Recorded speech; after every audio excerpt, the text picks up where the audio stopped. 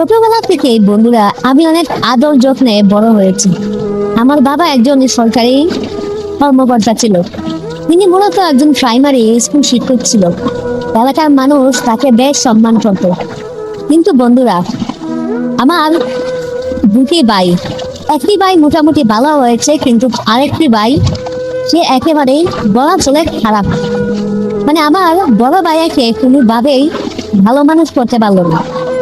সে একেবারে খারাপ পথে চলে গেছে। তার একটাই নেশা, আর সেই নেশা হচ্ছে শুধুমাত্র মেয়েদের নেশা। বেডিবাজি, মেয়েবাজি, এগুলোই তার নেশা। আমার ভাইয়ার জন্য গ্রামে একটি মেয়েও ভালোভাবে থাকতে পারত। আমার ভাইয়া প্রত্যেকটা মেয়েকেই সে সর্বনাশ করে ছাড়তো। এছাড়া কলকাতার আসলে এমন কোনো যৌনকর্মী, এমন কোনো আবাসিক হোটেল নেই যে ওই আবাসিক হোটেল, ওই যৌনকর্মীতে আমার ভাইয়া যায়নি। সোনাগাছি থেকে শুরু করে একেবারেই সব নাম করা পতিতালয়ে আমার ভাই গেছে। তো বন্ধুরা, আসলে ছোটবেলা থেকেই আমার বাবা, আমার মা, তারা আমাকে খুব কষ্ট করে মানুষ করেছে। তাদের একটা ইচ্ছে ছিল আমাকে ভালো একটা ছেলের হাতে তুলে দিবে, আমাকে ভালো একটা পরিবারে তুলে দিবে। আমার বাবা এখন সরকারি চাকরিটা ছেড়ে দিছে, কিন্তু তার কাছে কিছু পেনশনের টাকা আছে। সেই টাকাটা দিয়ে বাবা চাচ্ছিল আমাকে ভালো একটা ফ্যামিলির হাতে তুলে দিবে, কেননা বাবার হাতে আর কোনো অপশনই ছিল না। আমার বাবা সবসময় চাইতো যেন আমি একজন ভালো মানুষের মতো মানুষ হই, এবং আমি সেটাই করতে যাচ্ছিলাম। আমাদের বাড়ি হচ্ছে বন্ধুরা কলকাতায় আমাদের বাড়ি হচ্ছে কুচবিহারে। আমরা সেখানেই বেড়ে উঠেছি, সাধারণ একটি গ্রামের বাসিন্দা আমরা। আমার বাবা ছিল খুব সাদামাটা মনের একজন মানুষ। তিনি কোনো মারামারি, ঝগড়া বিবাদ বা কোনো রাজনীতি আলাপ সালাপে কোনো কিছুতে নেই। একেবারে সহজ সরল একটা মানুষ। কিন্তু বন্ধুরা, আমার বড় ভাই ছোটবেলা থেকেই সে আমার দিকে প্রায় সময় নজর দিত। আমাকে কিভাবে সে বুঝ করতে পারবে, এই নেশায় প্রায় সময় সে মগ্ন থাকতো। তার একটাই মাত্র উদ্দেশ্য ছিল আমাকে বুক করা। আমার ছোট ভাই সে আমার দিকে কখনোই এই সমস্ত নজরে তাকাতো না। সে মেয়েদেরকে খুব রেসপেক্ট করতো, খুব সম্মান করতো। কিন্তু বন্ধুরা, আমার বড় ভাই সে ছোটবেলা থেকেই নষ্ট হয়ে গেছে। সে অনেকগুলো মেয়েদের সঙ্গে রিলেশন করেছে, কিন্তু কারোর সঙ্গে কন্টিনিউ আর রিলেশনশিপ করতে পারে না। আমার ভাইয়া কদিন আগেই বিয়ে করেছে। সে যে কতটা বিয়ে করেছে সে নিজেও জানে না। একাধিক বিয়ে করেছে, একাধিক। কমসে কম একটা পুরুষ 2টা বা 3টে বিয়ে করে। কিন্তু আমার বড় ভাইয়া, তার নাম হচ্ছে নাজিম। আমার নাজিম ভাইয়া কমসে কম 10 থেকে 15টা বিয়ে করেছে। এক একটা মেয়েকে বিয়ে করে 2 মাস 3 মাস তার সঙ্গে রাখে, বিভিন্ন বাসা ভাড়া নিয়ে তারপর ওই মেয়েকে বিদায় করে দেয়। ওই মেয়ের আর কোনো হুদিস থাকে না। এইভাবে অনেকগুলো বিয়ে আমার ভাইয়া করেছে। ভাইয়ার এমন কার্যকলাপ দেখে আমার মা বাবার সম্মান নষ্ট হচ্ছিল। আমার বাবা যেহেতু একজন স্কুল মাস্টার ছিল, স্কুল শিক্ষক ছিল, ভাইয়াকে আমার আম্মা আব্বা তারা বিদায় করেন বাড়ি থেকে। ভাইয়াকে বিদায় করে দেওয়ার পর আসলে আমাদের পরিবারে একটু সমস্যা হচ্ছিল। আমার ভাই আসলে সে যেহেতু বাড়ির বড়, সে একটা ভালো ব্যবসা করে, অনেক ভালো ব্যবসা করে। মানে তার টাকা পয়সার কোনো সমস্যা নাই। বিভিন্ন মেয়েদের থেকে, অনেক বড় মেয়েদের থেকে লাখ লাখ টাকা সে হাতিয়ে নিয়েছে। হাতিয়ে নিয়ে সে একটা ভালো একটা ব্যবসা দিয়েছে। এখনো মেয়েদের নেশা ছাড়ে নাই। আমার মা বাবা একদিন তাকে বলে দিয়েছে এরকম ছেলে তাদের দরকার নেই। তারা আমার ভাইয়া আমাদের এলাকার মান সম্মান নষ্ট করতেছিল। তাছাড়া ভাইয়ার জন্য আমার জন্য কোনো ভালো সম্বন্ধ আসছিল না। বাবা বাধ্য হয়ে এই ভাইয়াকে বাড়ি থেকে বের করে দেয়। তারপরে বন্ধুরা, আমার বাবা আমার জন্য একটা ভালো সম্বন্ধ নিয়ে আসে। আসলে যে সম্বন্ধটা নিয়ে এসেছিল তারা খুব একটা বেশি ভালো ফ্যামিলি না। মানে মানুষ হিসেবে তারা ভালো, কিন্তু তাদের ফ্যামিলিটা একটু গরিব, নিম্নবিত্ত। তারা আসলে কৃষি করে খায়। আমার মা, আমার বাবা তারা আমাকে রাতভর বুঝিয়েছে, দেখ রে মা, তোর ভাইয়া কারণে আমাদেরকে ভালো কোনো পাত্র আমরা পাচ্ছি না। যেই উকিল যেই গতকে আমরা লাগাই সবাই বিয়ের জন্য আসে, কিন্তু তোমার ভাইয়ের পরিচয় জানার পরে সবাই চলে যায়। তোমার জন্য অবশেষে একটা পাত্র দেখলাম। এই পাত্রটা খুবই ভালো, কিন্তু পাত্রের একটা সমস্যা হচ্ছে কি জানো? সমস্যা হচ্ছে পাত্রের বয়সটা একটু বেশি। আর তাছাড়া উনার এর আগেও একটা বিয়ে হয়েছিল। এর আগেও উনার একটা বিয়ে হয়েছিল, উনার বয়সটা একটু বেশি। তাছাড়া আর কোনো সমস্যা নেই, কিন্তু উনি একজন কৃষক, উনি কৃষি করে খায়। এখন এমন অবস্থায় আমি কি করব? আমার কি বিয়ে করা উচিত না উচিত না? আমি তখন কোনো কিছুই বুঝে পারছিলাম না কি করব বন্ধুরা। তখন আমার মা আমাকে বেশ ভালোভাবে বুঝিয়েছে, দেখে মা, এই বিয়েটা আমাদের জন্য খুবই গুরুত্বপূর্ণ। তাছাড়া তোমার জন্য অনেক মেয়ে দেখেছি, যত জায়গায় আমরা মেয়ে দেখতে গিয়েছি কোনো জায়গায় আসলে কেউ বিয়ের জন্য রাজি হচ্ছে না। যখনই শুনে তোমার ভাইয়ের নাম নাজিম, তোমার ভাইয়ের নামে এরকম অনেক কেস আছে, তখনই আসলে কেউ আমাদের মেয়েকে বিয়ে করতে চায় না। বাবাও আমাকে বুঝালো যে মা, তোমার জন্য যে পাত্রটা দেখেছি তার হয়তো একটু বয়স বেশি, এর আগে একটা বিয়ে হয়েছে, তাতে কি মানুষটা খুব ভালো। তাছাড়া উনি একজন কৃষক মানুষ। হ্যাঁ, তো এই পাত্রটা তোমার জন্য বেশ ভালো হবে। তোমার ভাইয়ের ব্যাপারে সবকিছু জেনেও তারা তোমার সঙ্গে বিয়েটা দিতে রাজি হয়েছে। বন্ধুরা, আমার জন্য কোনো পাত্র এই তখন পাওয়া যাচ্ছিল না। আসলে বন্ধুরা, আমি দেখতে বেশ ভারী ছিলাম, অনেক মিষ্টি একটা মেয়ে ছিলাম। ছোটবেলা থেকে আমি কারোর সঙ্গে প্রেম ভালোবাসা কোনো কিছু করি নাই। তার কারণ হচ্ছে আমার মা এবং আমার বাবা, তারা আমাকে সবসময় চোখে চোখে রেখেছে। আমি যেন কারোর সঙ্গে সম্পর্ক না করি, তারা সবসময় আমার দিকে খেয়াল রেখেছে, খুব নজরে নজরে আমার রেখেছে। কিন্তু আমার ভাইয়ের জন্য আমার জীবনটা এইভাবে নষ্ট হবে সেটা আমি কখনো ভাবিনি। আগে জানলে আমি স্কুলে বা কলেজে একটা রিলেশন করতাম। আমি এত শিক্ষিত একটা মেয়ে, তাছাড়া এত মিষ্টি এত সুন্দর একটা মেয়ে, শেষমেশ কিনা একজন কৃষককে আমার বিয়ে করতে হবে, যে কিনা একজন দিনমজুর। তার একজন কৃষক দিনমজুর, তাতেও আমার কোনো আপত্তি ছিল না। কিন্তু উনি এর আগে একটা বিয়ের সাথে করেছিল।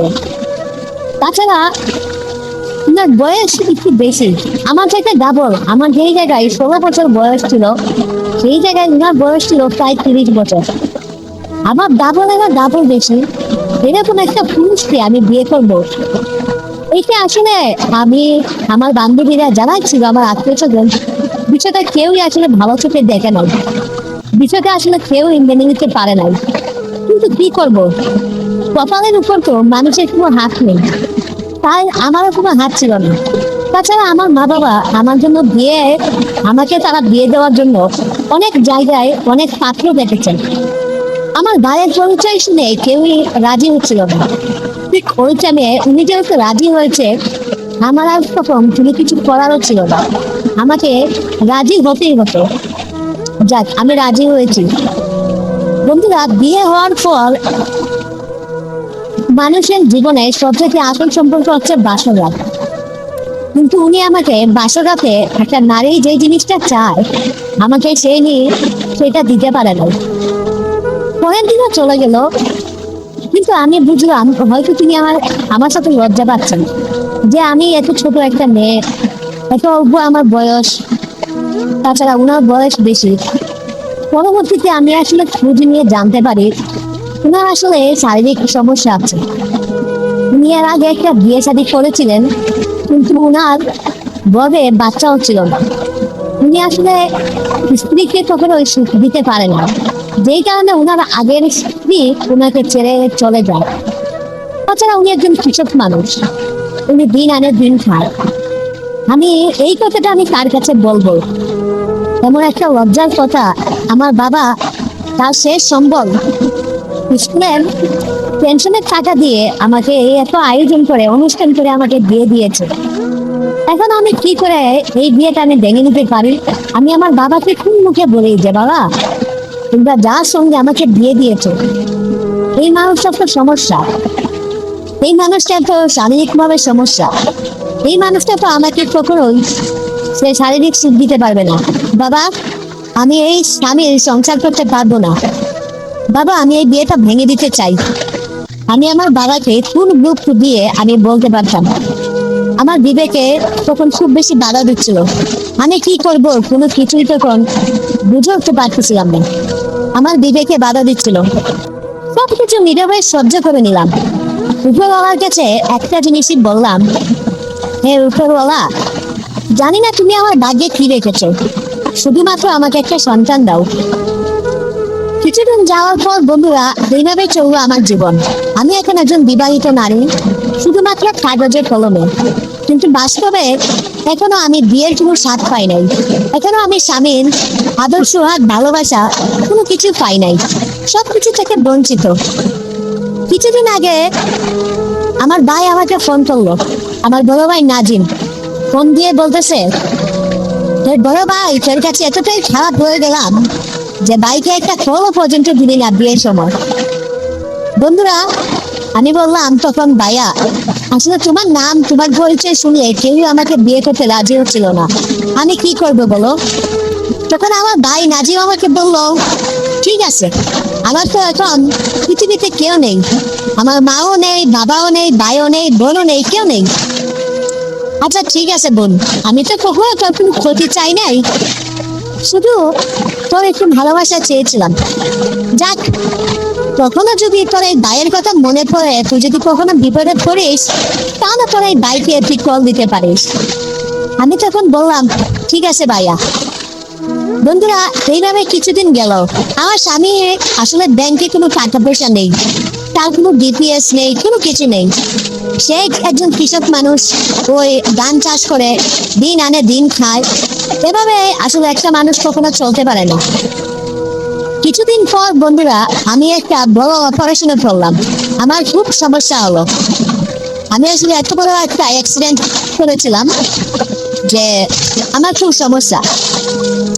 আমার শ্বশুর শাশুড়ি, আমার হাজবেন্ড, আমাকে তারা চিকিৎসা করাতে কোনোভাবেই আসলে পারতেছিল না, কারণ তাদের কাছে জমানো কোনো টাকা পয়সা নেই। এদিকে আমার বাবার বাড়ি থেকে বাবা মোটামুটি 10-20 হাজার টাকা দিয়েছে, কিন্তু বন্ধুরা আমার 1 লাখ টাকা লাগবে। তাছাড়া এদিকে আমার হাজবেন্ডেরও আগের মতো কোনো ইনকাম নেই। তারা এখন বয়স হয়েছে, সে এখন আর কৃষিকাজ আগের মতো চাইলেও করতে পারে না। কি করব, আমি পড়ে গেলাম এক বিপদে। আমার স্বামীর আগের মতো ইনকাম নেই। এদিকে আমারও কিছুদিন আগে আমি একটা অ্যাক্সিডেন্ট করেছি, একটা রোড অ্যাক্সিডেন্ট, গাড়ি অ্যাক্সিডেন্ট। আমি গিয়েছিলাম বাজারে, আসার সময় সিএনজিতে অ্যাক্সিডেন্ট করি। এখন মুম্বাইতে গিয়েছিলাম, সেখানে একটা বড় হসপিটালে। মুম্বাইতে আমাকে বললো চেন্নাই যাওয়ার জন্য। তারপর আমি গেলাম চেন্নাই হসপিটালে গেলে সেখানে অপারেশন করতে প্রায় 1 লাখ টাকা লাগে। এত টাকা আমার শ্বশুর শাশুড়ির কাছেও নেই, আমার হাজবেন্ডের কাছেও নেই। তাদের বড় হচ্ছে টিনের ঘর। তারা মনে হয় ভারতে সবচেয়ে গরিব মানুষ। আমাকে তো আসলে কেউ বিয়ে করতে চাচ্ছিল না। শেষ পর্যন্ত এই পাত্রটা আমার সঙ্গে পেল, যে কিনা আমি বিপদে পড়েছি, আমার একটা সাহায্যের দরকার। তারা আমার সেই সাহায্যটা করতে পারলো না। আমার বাবাও এদিকে কোনো টাকা পয়সা দিতে পারতেছে না। আমি কি করবো কোনো কিছু তখন বুঝে উঠতে পারতেছিলাম না। শেষ ভরসা আমি আমার ভাইয়ের কাছে করি, আমার নাজিম ভাইয়ের কাছে, কারণ উনি আমার বিপদে আপদে সবসময় আমাকে হেল্প করেছিল। আমি ভাইয়াকে একটা কল দিলাম। ভাইয়া প্রথম কলটা ধরলো না, কিন্তু পরবর্তীতে সে কল ঘুরালো। আমি ভাইয়াকে কল দিতেই আমার চোখে পানি চলে এসেছে, কান্না চলে এসেছে। আমার চোখে মুখে শুধু কান্না আর পানি। ভাইয়া আমাকে বললো, আরে সিটি, কি হয়েছে বোন? আমি ভাইয়াকে বললাম, ভাইয়া আমি খুব বড় বিপদে পড়েছি রে। কিছুদিন আগে আমি অ্যাক্সিডেন্ট করেছিলাম। আসলে আমার একটা বড় একটা রোগ ধরা পড়েছে। ভাই, আমার একটা অ্যাক্সিডেন্ট অপারেশন করতে হবে। কি করবো তখন কোনো কিছু বুঝে উঠতে পারতেছিলাম না। ভাই আমাকে বললো কত টাকা লাগবে। আমি বললাম 1 লাখ টাকা। তখন ভাই আমাকে 1 লাখ টাকা দিল। আমি অপারেশন করে আমি সুস্থ হলাম। ওর কিছুদিন পর বন্ধুরা, আমার স্বামী একটা গাছ কাটতে গিয়েছিল। সে যেহেতু কৃষক মানুষ, বিভিন্ন জায়গায় গাছ কাটতে যায়, বিভিন্ন জায়গায় কাজে যায়। সেদিন গাছ কাটতে গিয়ে সে গাছ থেকে পড়ে যায়। পরে গিয়ে মহা এক বিপদে পড়ে, তার হাত পা একদম ভেঙে যায়। সঙ্গে সঙ্গে তাকে কলকাতার একটি বড় একটি হাসপাতালে নিয়ে গেলাম, পঙ্গু হাসপাতালে। আমার স্বামীর চিকিৎসা করতে প্রায় 2 লাখ টাকা লাগবে। কি করব? বিয়ে করার পর এই স্বামী আমাকে এখনো পর্যন্ত কোনো কিছু দিতে পারে নাই।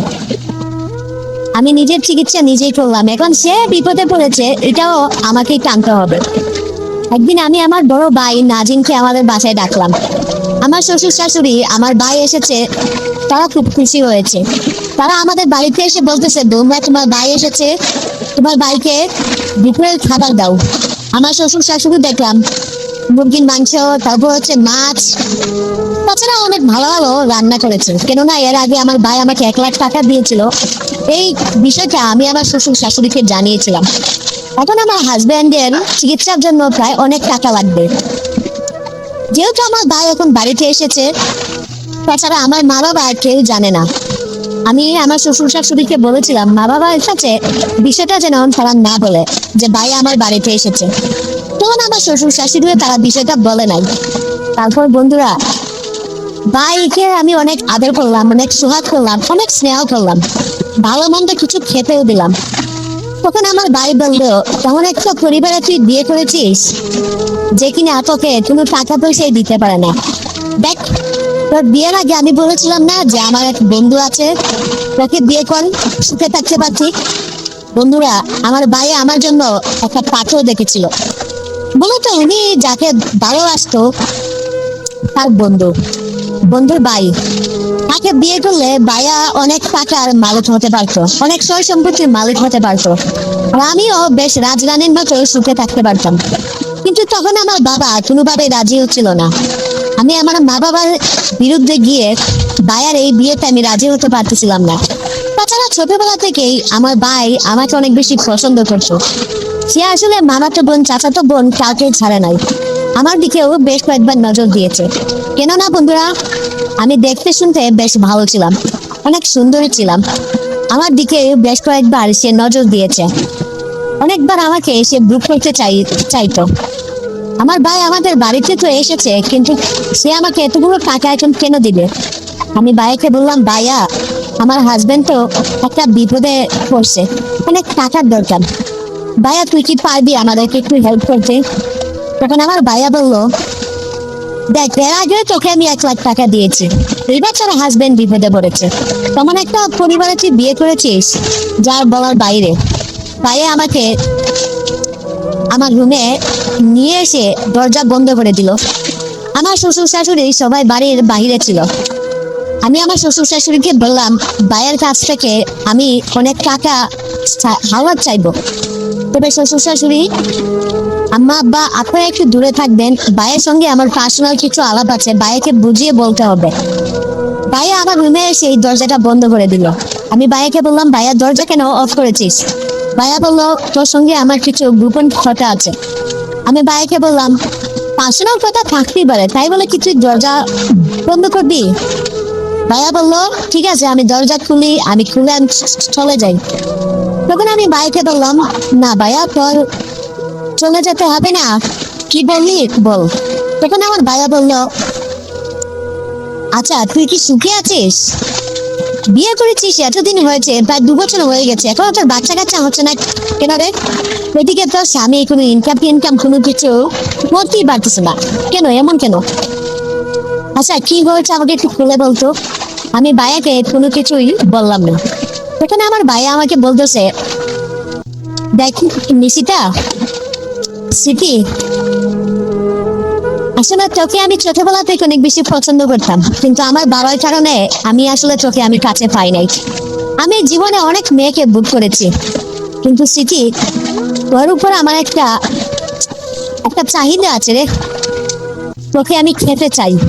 তাছাড়া তুই আমার বোন, এত সুন্দর, এত হট এবং এত কিউট, তোকে দেখলে যে কোনো ছেলেরই ভালো লাগা কাজ করে। জানিস, আমি যেই সমস্ত ছেলেদের সাথে চলি যারা আমার বন্ধু, সবাই তোকে দেখে ফিদা হয়ে যা, আরে সবাই তোকে তোর সঙ্গে লাইন মারার জন্য আমাকে কত লাখ লাখ টাকা দিয়েছে জানিস, সবাই তোর জন্য পাগল। এখন তো তোর বিয়ে হয়ে গেছে, এখন আর তোকে আমাকে আর কেউ ফোন দেয় না, তবে তোর প্রতি আমার একটা আকর্ষণ আছে। তোর বিয়ে হয়েছে, এখন তো আরো ভালো হয়েছে। দেখ এখানে আম্মা আব্বা কেউ নাই, তুই যদি আমাকে একটু সুখ দিতে পারিস। দেখ না, আমি আজকে আমার টাকা পয়সা সম্পত্তি সবকিছু আছে, কিন্তু তার ভাইয়ার একটা মনের মানুষ নাই। আমি আজকে ওই মেয়েকে বিয়ে করি, তো পরশুদিন ওই মেয়েকে বিয়ে করি, 1 মাস 2 মাস 3 মাস, তারপর আমার সংসারটা ভেঙে যায়। আমি আসলে সংসার করতে পারি না। তাছাড়া অনেকদিন হলো আমি কোনো রিলেশন টিলেশন করি না, কোনো মেয়েদের কাছে কোনো সুখ শান্তি পাচ্ছি না। তুই যদি আমার চাহিদাটা একটু পূরণ করতে পারিস, আমাকে যদি একটু ভালোবাসা দিতে পারিস, আমি তোর হাজবেন্ডের পুরো টাকাটাই আমি দিব। তুই কি আমাকে একটু সুখ দিতে পারবি? আমি ভাইকে বললাম, ভাই তুই কি বলতেছিস এসব? আমার এখন বিয়ে হয়ে গেছে, আমার শ্বশুর আছে, শাশুড়ি আছে, তাছাড়া আমার এখন জামাই আছে। ভাই তুই এটা কি বলতেছিস? এটা কি আদৌ সম্ভব? দেখ ভাইয়া, এটা কখনোই সম্ভব না। তাছাড়া আম্মা আব্বা যদি বিষয়টা জানতে পারে, তারা কিন্তু খুব রাগ করবে। ভাই আমাকে বললো, ঠিক আছে তুই তাহলে আম্মা আব্বাকে নিয়েই থাক, আর আমি গেলাম তাহলে আমার মতো করে। তখন আমি বাধ্য হয়ে আমি ভাইয়াকে বললাম, ভাইয়া ঠিক আছে, তুই যেভাবে চাচ্ছিস আমি তোকে সেভাবেই দিব। ভাইয়া আমাকে টাকাটা দে না। দেখ না, আমার হাজবেন্ডের চিকিৎসার দরকার, তাছাড়া আমি তো ওনার হাজবেন্ড, এখন আমি তো ওনার স্ত্রী, কাগজে কলমে সেটা আমাকে বিয়ে করেছে। দেখ, হাজবেন্ড ছাড়া মেয়েদের কোনো মূল্য নেই। তুই আমার কাছে যেটা চাচ্ছিস আমি তোকে সেটা দিব। তখন আমার ভাইয়া, দরজাটা তো বন্ধ ছিল, সে আমাকে বিছানায় ফেলে দিল, দিয়ে বলতেছে এখনই আমাকে দিতে হবে। আমি ভাইয়াকে বললাম, এটা কি বলিস ভাইয়া, এখনই দিব? আমার বাসায় এখন শ্বশুর শাশুড়ি, তুই আগে টাকাটা দে, আমি আগে শ্বশুর শাশুড়িকে হাসপাতালে পাঠাই, কলকাতা হাসপাতালে যাক তারা, তারপর তুই আমাকে যা ইচ্ছা তাই করিস, আমি তোকে কোনো কিছুতে বাধা দিব না। তখন আমার ভাইয়া ক্যাশ 50,000 টাকা নিয়ে এসেছিল সাথে, আর ব্যাংকের একটা চেক বের করে 1.5 লাখ টাকার একটা চেক দিল, দিয়ে আমার শ্বশুরকে বললো অমুক ব্যাংকে যাওয়ার জন্য। টাকা 50,000 টাকা নগদ দিল, 2 লাখ টাকা আমার শ্বশুর শাশুড়ির কাছে দিয়ে আমি তাদেরকে পাঠিয়ে দিলাম হাসপাতালে। আমার শ্বশুর শাশুড়ি আমাকে বললো তাদের সঙ্গে আমি হাসপাতালে যাওয়ার জন্য। তখন আমি আমার শ্বশুর শাশুড়িকে বললাম, আম্মা আব্বা আপনারা যান, গিয়ে আগে টাকাটা ম্যানেজ করে অপারেশন করেন, আমি রাতে অথবা পরশুদিন আসবো। আসলে ভাইয়া যেহেতু বাড়িতে এসেছে, সে যেহেতু এখানে একটু থাকবে, আমি ভাইয়ের সঙ্গে এখানে আছি, আপনারা আমাকে নিয়ে খুব টেনশন করেন না, আমি আসবো, যান।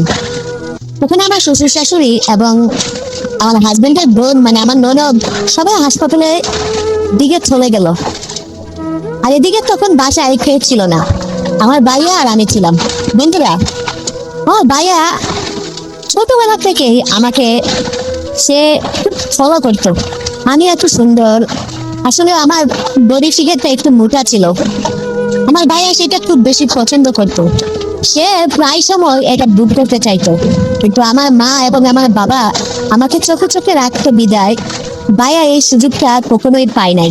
কিন্তু আজকে আমার শ্বশুর শাশুড়ির বাড়িতে, আমার জামাইয়ের বাড়িতে, এখানে বাধা দেওয়ার মতো কেউ নেই।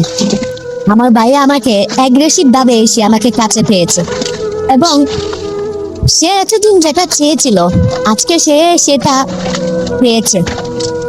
ভাইয়া আমাকে বিছানা ফেলে দিয়েই শুরু করে দিল একটানা প্রায় 6 থেকে 7 ঘন্টা এমন এক দুর্যোগপূর্ণ কাজ সে করলো, যেটা আমি তোমাদেরকে বলে বোঝাতে পারবো না। এমন একটি কাজ সে আমাদের সঙ্গে করলো। আমি ভাইয়াকে বললাম, তখন ভাইয়া তোর কি স্বাদ মিটে গেছে, তুই কি মজা পেয়েছিস? তখন আমার ভাইয়া নাজিন আমাকে বলতেছে, এখনো স্বাদ মিটে নাই, এখনো মজা কোনো কিছু মিটে নাই, তবে হ্যাঁ একটু মজা পেয়েছি, একটু আনন্দ পেয়েছি, এইটুকু বলতে পারি। আমার ভাইয়া আমার সঙ্গে প্রায় 6 থেকে 7 ঘন্টা আসি আমার সঙ্গে এমন একটি কাজ করেছে, তারপরেও নাকি তার স্বাদ মিটে নাই। এবার চিন্তা করেন, সে এমন এক সমীকরণের মানুষ, তারপর বন্ধুরা আমার আর হাসপাতালে যাওয়া হলো না। আমার শ্বশুর শাশুড়ি তারপর হচ্ছে আমার ননদি সবাই কলকাতা হাসপাতালে সেখানে আমার স্বামীর চিকিৎসা করতেছে। আমার স্বামীর অপারেশন নিয়ে তারা সবাই ব্যস্ত, কিন্তু আমি আর যেতে পারলাম না। আমাকে ভাইয়া প্রায় 1 সপ্তাহ এই বাড়িতে একা একা পেয়ে প্রায় একটানা 7টা দিন সে আমার সঙ্গে ছিল। আমি তাকে ভালো মন্দ রান্না করে খাওয়াইছি, পাশাপাশি সে আমার থেকে পরম এক তৃপ্তি নিয়েছে, সুখ পেয়েছে, আনন্দ পেয়েছে। 1 সপ্তাহ থাকার পর ভাইয়া বলতেছে, তোর সঙ্গে 1 সপ্তাহ ছিলাম, এখন আর থাকতে পারবো না। তবে হ্যাঁ, আমি কিন্তু মাঝে মধ্যেই আসবো, আর আসলে আমাকে সময় দিতে হবে, আর না হলে আমি তোমাকে ফোন করব, তুমি কিন্তু চলে যেতে হবে। আমি বললাম, আমার স্বামী আমার শ্বশুর শাশুড়ি যদি আমাকে না যেতে দেয়, ভাইয়া বললো যেভাবে হোক যেতে হবে, প্রয়োজন হলে শ্বশুর শাশুড়িকে টাকার লোভ দেখাতে হবে, তারপরে আমাকে যেতে হবে। এইভাবে 7 দিন থাকার পর আমার হাজবেন্ড, শ্বশুর শাশুড়ি তারা হাসপাতাল থেকে চলে আসলো, ভাইয়াও চলে গেল। ভাইয়া যাওয়ার আগে মজা পেয়ে গেছে, সে আমাকে বলে গেছে, স্মৃতি, আমি আজ পর্যন্ত যতগুলো মেয়ের সঙ্গে এরকম কাজ করেছি, কেউ আমাকে আসলে সুখ দিতে পারে নাই ওইভাবে, আমি কাউকে স্যাটিসফাইড হই নাই, কিন্তু তুই আমাকে আজকে অনেক স্যাটিসফাইড করেছিস, অনেক আনন্দ দিয়েছিস, অনেক মজা দিয়েছিস। আসলে বন্ধুরা, আমি মানসিকভাবে তেমন একটা প্রস্তুত ছিলাম না এরকম একটা ইয়ের জন্য। নিজের ভাইয়ের সঙ্গে এরকম একটা কাজ, এটা আসলে পৃথিবীর কোনো দেশে হয় কিনা। হ্যাঁ, আমি শুনেছি আমেরিকা, তারপর হচ্ছে লন্ডন, তারপর হচ্ছে ব্রাজিল, এই সমস্ত দেশে হয়, কিন্তু আমাদের ভারতবর্ষে এটা হয় কিনা আমি আসলে জানি না। তোমরা আমাকে কমেন্ট করে জানাতে পারো। বন্ধুরা, এইভাবে ভাইয়ের সঙ্গে আমি প্রায় সময় ভাইয়ের বাসাতে যেতাম, ভাইয়ের ব্যবসায় যে হোটেলে থাকতো সেখানে যেতাম, প্রায় সময় দেখা করতাম। এভাবে একটা সময় আমার গর্ভের সন্তান আসলো। আমার স্বামী এখনো আমার সঙ্গে কোনো রাত শোয় নাই, আমার সঙ্গে সে সময় কাটায় নাই। আমার স্বামী বাচ্চা জন্ম দেওয়ার তার কোনো ইয়েই নাই। এদিকে আমার পেটে গর্ভের সন্তান। আমার শ্বশুর শাশুড়ি সবাই অনেকটা চমকে উঠলো আমার গর্ভের সন্তান দেখে, তবে তারা নিরুপায় হয়ে সবকিছু মেনে নিয়েছে, কারণ সবাই জানে যে আমি মা হতে পারবো না। কারণ আমার শ্বশুর শাশুড়িও জানে যে তাদের ছেলের এরকম একটা দুর্বলতা আছে, আগের স্ত্রী ওই সন্তান জন্ম না দেওয়ার কারণে সে কিন্তু চলে গেছে। তো যাই হোক, তারা সন্তান পেয়ে অনেক খুশি। এখন সন্তানটা যে কোনো জায়গা থেকে আসে, যেই দিক সন্তানটা তারা পেয়েছে, এটাই তারা সবচেয়ে বেশি খুশি হয়েছে। এদিকে আমি বলতে পারি এই সন্তানটা আর কারো না, এটা আমার হাজবেন্ডেরও না, এটা আমার ভাইয়ের সন্তান। যাই হোক, এটা আমার সন্তান, আমি মানুষ করবো। তো বন্ধুরা, আজকের গল্পটা তোমাদের কাছে কেমন লাগলো অবশ্যই কমেন্ট করে জানাও। আর তোমরা যদি এই ধরনের আরো নিত্য নতুন গল্প শুনতে চাও, চাইলে সেটাও আমাকে কমেন্ট করে জানাতে পারো। তো দেখা হচ্ছে নতুন ভিডিওতে, সেই পর্যন্ত ভালো থাকবে, সুস্থ থাকবে, টাটা।